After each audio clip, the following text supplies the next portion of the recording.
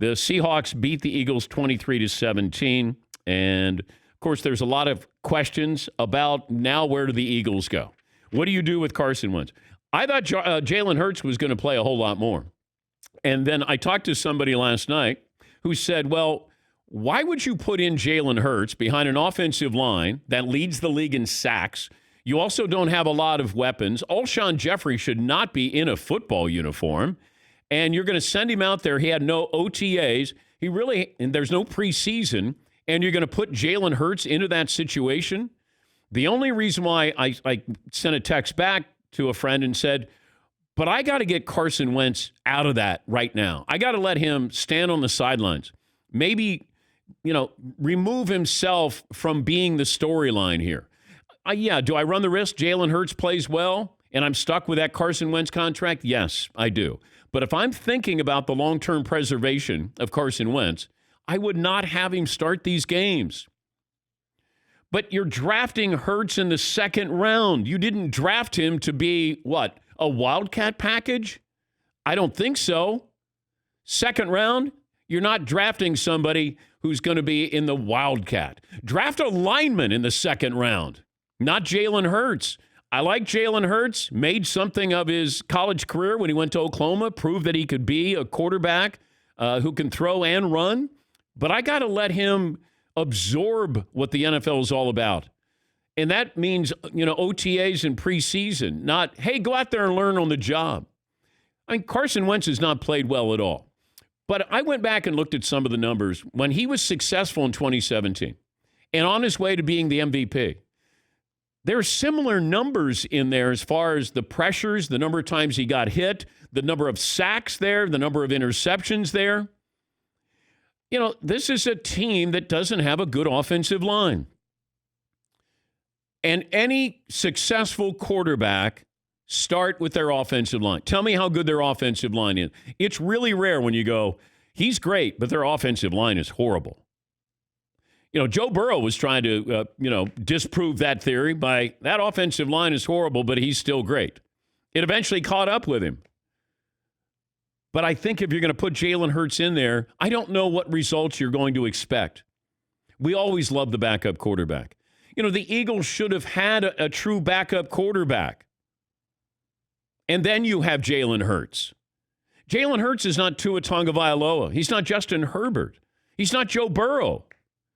But you're expecting to have some success like that. And it's not with a good team right now. And you really have a big problem there. Doug Pederson, Carson Wentz, and the media is just moving in for the kill.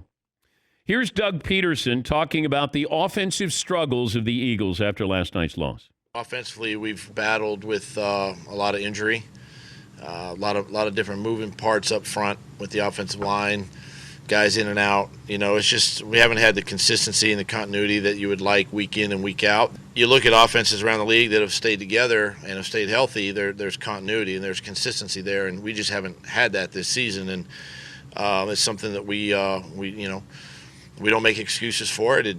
It's where we are, and we have to get better. Here's Carson Wentz on the possibility of being benched. I said it last week. This is what you sign up for. As a quarterback, ever since you're a kid, you're prepared for any of those. Nothing's ever guaranteed. And so for me, I don't think about that though. I just try and go out and be the best player I can be in practice, prepare my tail off, compete my tail off, and hopefully we can get this thing turned around. But I don't think about those things. I'm going to give it everything I got every time I step on the field.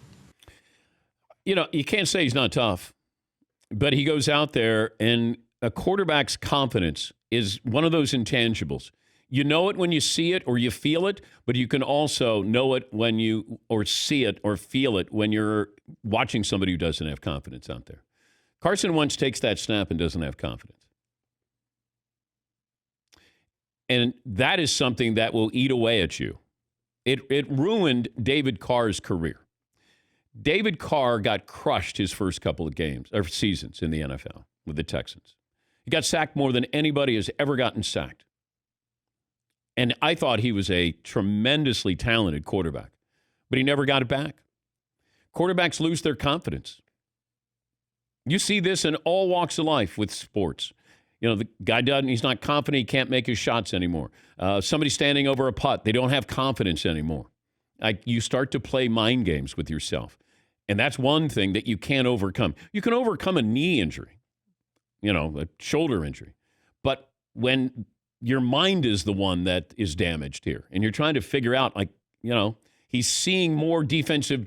He probably thinks there's 15 defensive players out there. And I don't know how much blame you can put on him. I'll put a lot of it on him. But I'm going to put it on Doug Pederson as well. And Jaws will join us coming up because he played the position. It's not that I can go, well, Carson Wentz is just learning.